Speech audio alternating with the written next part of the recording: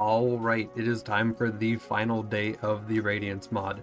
Now, normally I would do all of my build testing and stuff at OP10, but I have simply found that in this mod, OP10 is very painful. It's probably for somebody. I will show off a little bit of gameplay at OP10, but most of our testing will be done at OP5. I feel like it's just challenging enough. It almost is basically like the difficulty you would expect at OP10 in vanilla, except for it's at OP5 now, and then everything past that does start to feel harder, and the enemies are quite tanky. So this is where we'll be doing our testing, and one of the first things I do want to cover is the fact that this is a mod quite like BL 2.5, quite like Azure Lance or something like that, where your second tier skill gets you down to your third tier. This means that you can essentially full spec most of your skill trees, and it also means that you can go ahead and grab a lot of your more useful skills. I probably won't be changing my skill build between different class mods too much, because quite simply put, I think that I have most of the more effective skills on this character. Of course, smaller, lighter, faster is great, but I do want to be able to run this with an infinity for the meme there. You could have this for the reload speed if you wanted. I think Smart Alec is a good skill. It is essentially a two-fang mixed with Inconceivable though, so it can be avoided no problem. I didn't necessarily see the damage from Shape of Conflict pop out too much. It probably does great damage, I would assume, but I just wasn't noticing it necessarily. We do have Interspersed Outburst, which if I didn't personally have crashing problems with, I would just put a point into. Of course, this is not the mod author's fault, this is a vanilla problem. This is a thing that could be fixed by just probably getting rid of its particle entirely, or some other weird stuff like that, or I could try running DXVK again, which I did try, but it made my game a little bit scuffed for no apparent reason.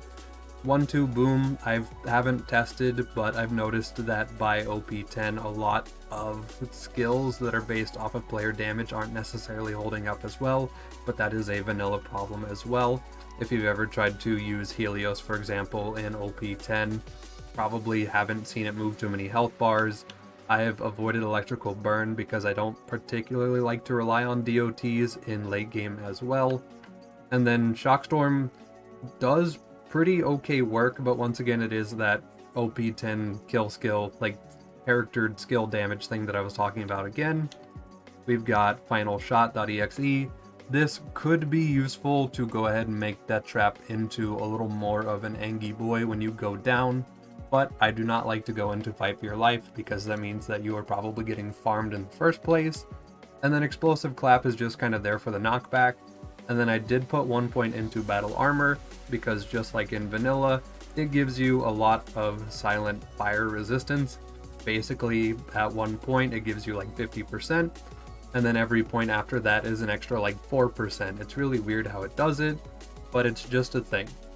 Now, for our class mods, we do have a couple of options here. We have the Slayer of Terra and the Catalyst, which kind of feel like they take up the exact same spot. For me, I would probably go ahead and go for a Slayer of Terra over the Catalyst because I feel like it'll be more easy to get, more reliable to get than a Catalyst, because you are probably going to be reliant on Tubby farming.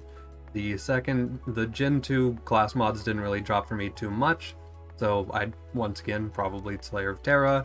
It goes ahead and buffs most of your damage skills entirely, so extra 60% damage here, 50 here, you get an extra 36 here, an extra 25 here, and then you get a little bit of DR from this right here. And then if you were to choose the Catalyst instead, you get 25%, 30%, 30%, and then you get a little bit of cooking up trouble for the health regen there if you do want that. So, and also electrical burn. So if you wanted to do this, you could do this. I think personally though, for the shock build, I will stick with the Slayer of Terra. We will go ahead and go around, shoot some mans a little bit, see what our damage is like at OP5, and then just kind of see what it feels like. Now, An important thing to go ahead and point out is the fact that we are really reliant on our shield for our survivability here, so running a B shield might not necessarily be a great idea. If you wanted to swap to it for your fast like boss kills or stuff like that where you know you're going to be safe and not really taking damage, you could, but for the average situation you are going to want to have a tanky shield here on Gage. Deathtrap will also try to help you. Okay, maybe having a guy shoot me with a bomber was a bad example, but for everyone else they shouldn't be able to one-shot my shield, hopefully, and that's just kind of a thing. So yeah, this will kind of feel like your normal gun character gameplay a little bit. The more that you roll through an area, the more damage you will deal, of course, because of Upshot Robot.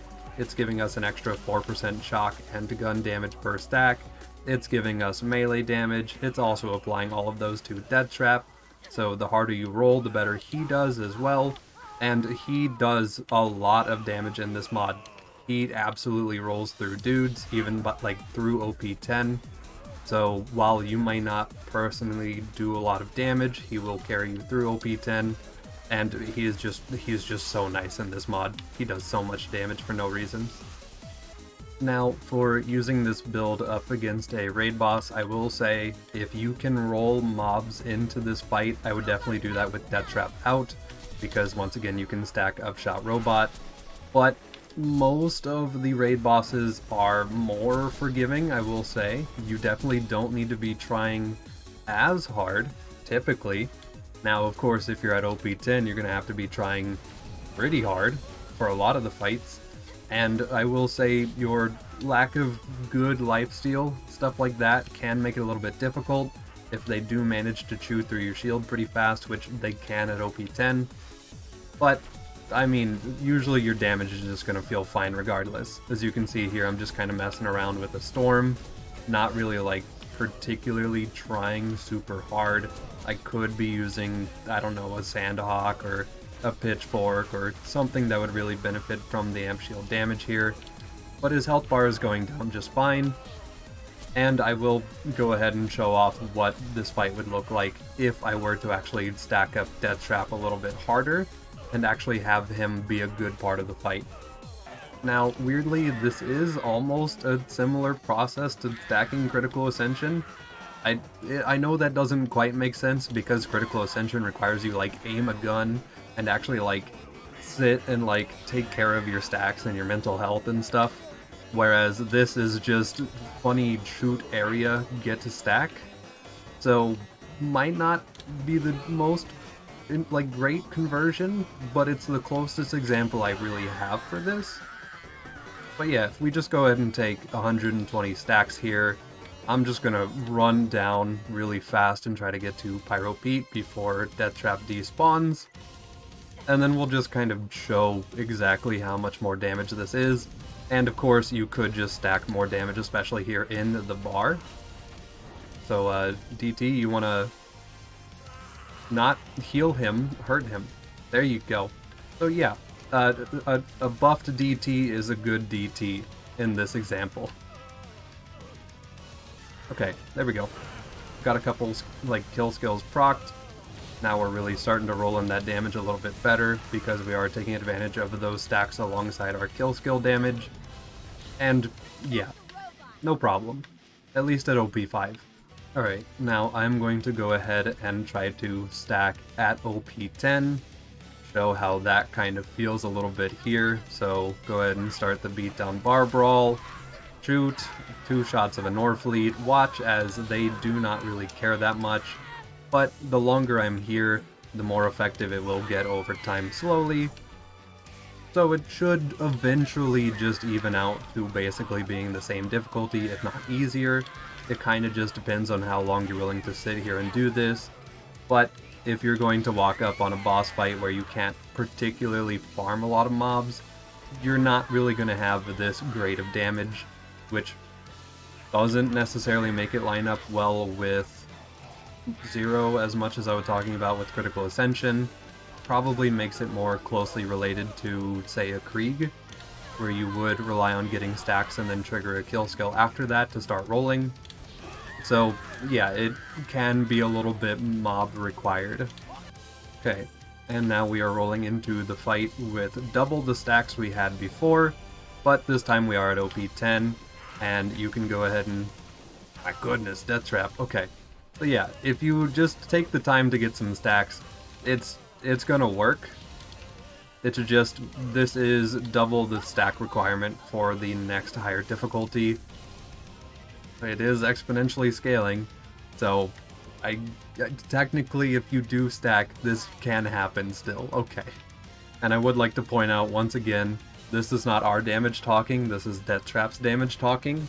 So on this character, maybe rolling a gun build is good for clearing ads for the player, and then having Deathtrap out the entire time to build up and then just go dunk on a raid boss would be good.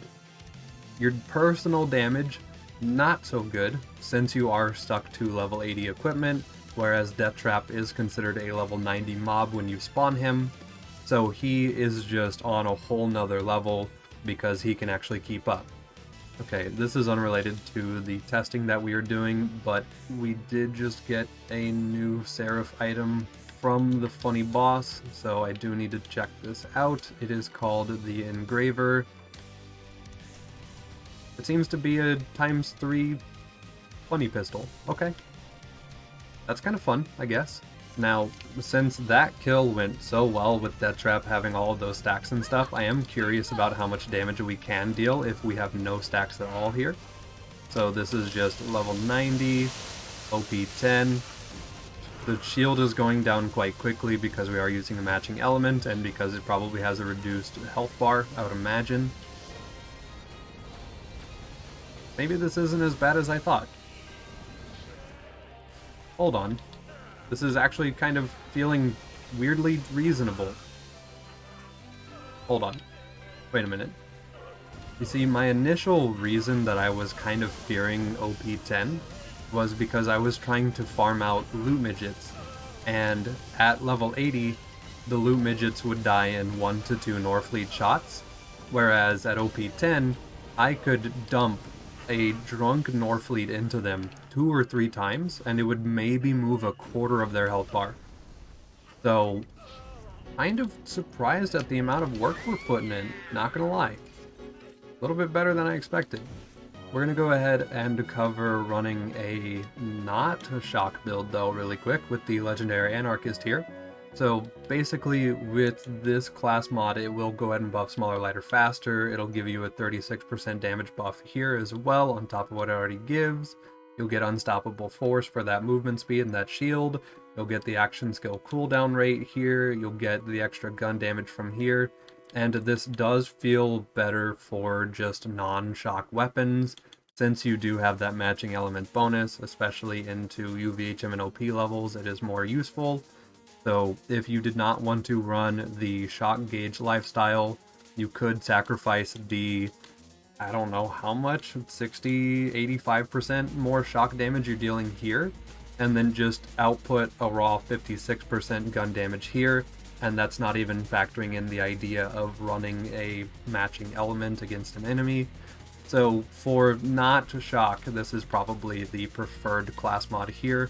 Of course, I am in Pete's Bar, so I'm going to have to move to a different location to test this out better, but we're going to test this out real quick. Okay, so I am here in the Arid Nexus just to go ahead and test out this build. We are at OP 10 still, I did not downscale us at all, so we will go ahead and try to, you know, deal some damage. Of course, Deathtrap is going to go ahead and murder everything before I get a chance to even look at it, but okay. Honestly, this damage is still pretty good. I was expecting it to be worse, mainly just because, once again, of how the loot midgets went. But this is actually, like, doing fine. And then, of course, if Deathtrap chooses to participate here... Okay, this might be our sticking point. BAs might actually be a little bit too hard here. But if we get Deathtrap in on it, it's not a bad time. This doesn't take advantage of a third of Upshot Robot's benefit though, which is the fact that it does buff our shock damage per stack. So this would probably be better used in a situation where you were like I don't know, fighting an isolated raid boss where you didn't necessarily have the ability to stack up the shock, and it might be more advantageous to use a matching element instead. So I might try to take this up against Terra, would be a fairly decent example. He does have some adds, but it's probably not enough to infinitely keep up Deathtrap and to infinitely keep up Upshot Robot. So I feel like he would be a pretty fair pick for this test. So maybe OP10 doesn't need to be tweaked, maybe it's only a few mobs. Like loot midgets, BAs, and binary for sure just need to be scaled back a little bit, if that's possible to look at those specifically. Alright, so Terra, I've went ahead and gotten Anarchy to go ahead and proc here. Health bar is not moving. Okay, the health bar is moving. It almost feels like a vanilla speed too. So that's not bad, I will say. That feels maybe faster than vanilla. Okay, so yeah, this run's fine. Of course, if you could get Deathtrap to go ahead and get some kills, you could just fully crutch on Deathtrap and let him just body everybody at all times. But in situations where you don't have him, apparently your damage will at least feel vanilla-ish. So that's good. Go ahead and trigger a kill skill here. Maybe get smacked around by the boy. No, didn't even get smacked. Okay. So yeah, I mean, this feels fine. This feels like a pretty vanilla DPS, maybe a little bit faster. Feels fine. Checks out. Alright, so for our next build here, we're going to use the legendary Robo-tier. Now, Robo-tier, you would normally think, oh, just Deathtrap pet build. But I'm going to try to also make this into a melee build, because Deathtrap does not need a class mod dedicated to his damage, so why not try to make us also apply that damage? So with this, the idea will just basically be to get a couple kills, try to get Upshot Robot stacked a little bit, and then just start smacking dudes around with claws, because it should get the melee and shock damage bonuses, so we should have that. That should wall up dudes pretty easily. If we hold a rapier, we'll of course deal even more damage. We could swap to a grog for more healing if we needed, although I guess we don't have lifesteal, so never mind, just hold the damage stick instead. And then if you did run a shock rapier, you could move 50% faster, which would cover a lot of the problems I have with melee characters not being able to close the gap. So in theory, this character should work fine. I am running a Love Thumper for myself, but I do have a mod that makes it so Deathtrap can wear a different shield. He is wearing a Hide of Terra. I don't think I'll kill him with the Love Thumper, hopefully, but I'm just going to wear it on myself so that I can ensure that my shield will stay down and I can actually get some kills. Of course, I am dumb and left Unstoppable Force on, but I'll probably spec out of that real quick just because I thought of it. Okay, so yeah, I did go ahead and respec really quick. I got us out of any shield-related healing skills. Basically kept the skill trees the same though overall. I did put more points into battle armor to give us that damage resistance, and hopefully it should provide us that fire resistance as well. Though honestly, I might not even need a fire immune shield, maybe a corrosive immune would be better, so that we can kind of double dip on our DR a little bit there. And then I did spec out Final Shot just because why not at this point? Why not give Deathtrap the extra damage in case I do go down? This is a melee build, I will probably get farmed. I put Explosive Clap on Deathtrap to hopefully apply knockback to mobs, so that when they are getting knocked around, they won't be able to shoot us, which will allow us to actually like get in their face and melee them without getting farmed ourselves. So we'll just kind of have to see how this feels, because I think it should feel okay, but it also relies on us actually being able to roll into fights pretty easily here, so we'll just kind of have to see.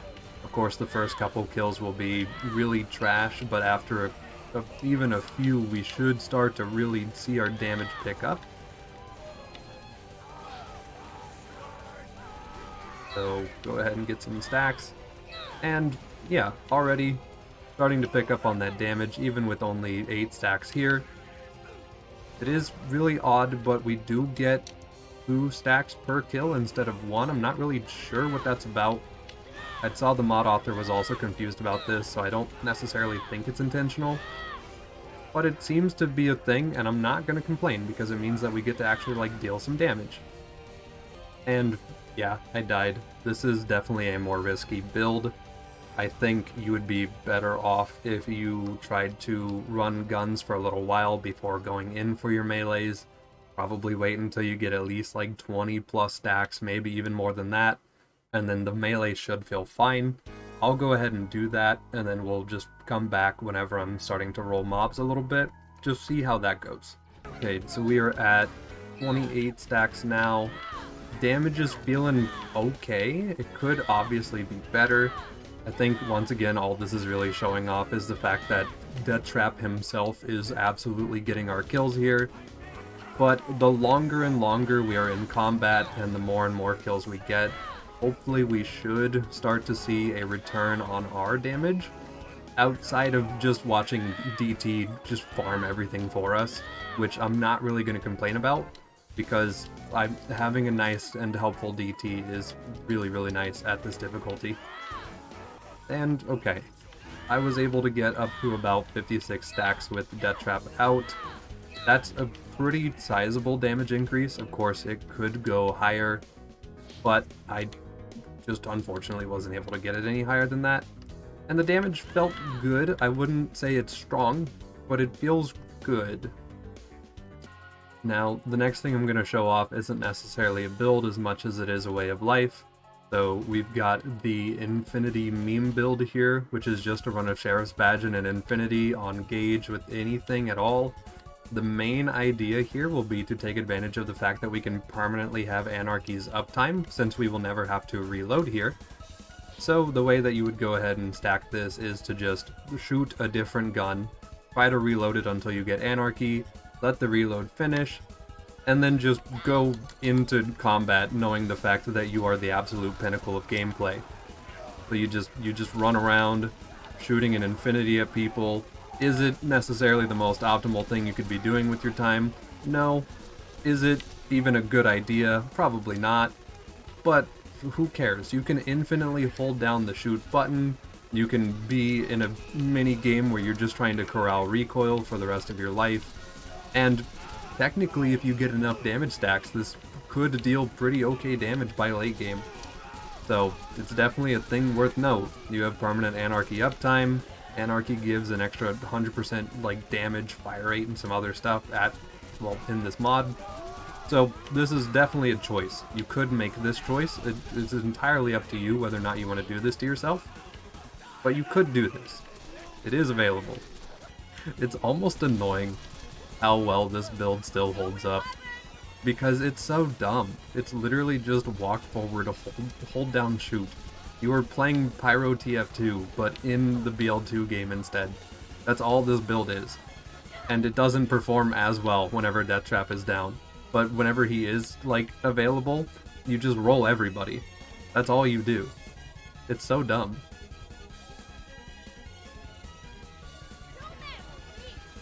Now, the very final thing I do want to go ahead and do here is potentially show off the most optimal way to play the character, which is to say to absolutely be sweaty and play generic gauge way.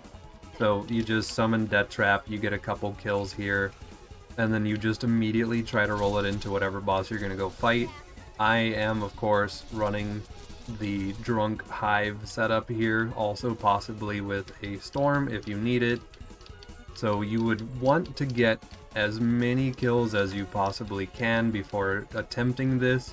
Of course, my kills are quite low. But you would just, do the normal gauge activity of dumping out your hive as quickly as possible, trying to maintain your drunk stacks as much as possible on top of that, and then just praying to high heaven that you actually manage to kill a guy like this. At OP5, it is possible to Drunk Hive kill Vora with no support at all. Also, maybe keep an eye out on if you have a Mollywand projectile speed shenanigans going on like I did there, because that can also get you boned a little bit.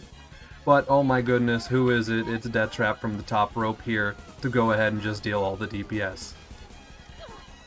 Yeah. So, yeah, I guess that'll go ahead and pretty much cover it. This character feels fine in progression, everything about the character feels good.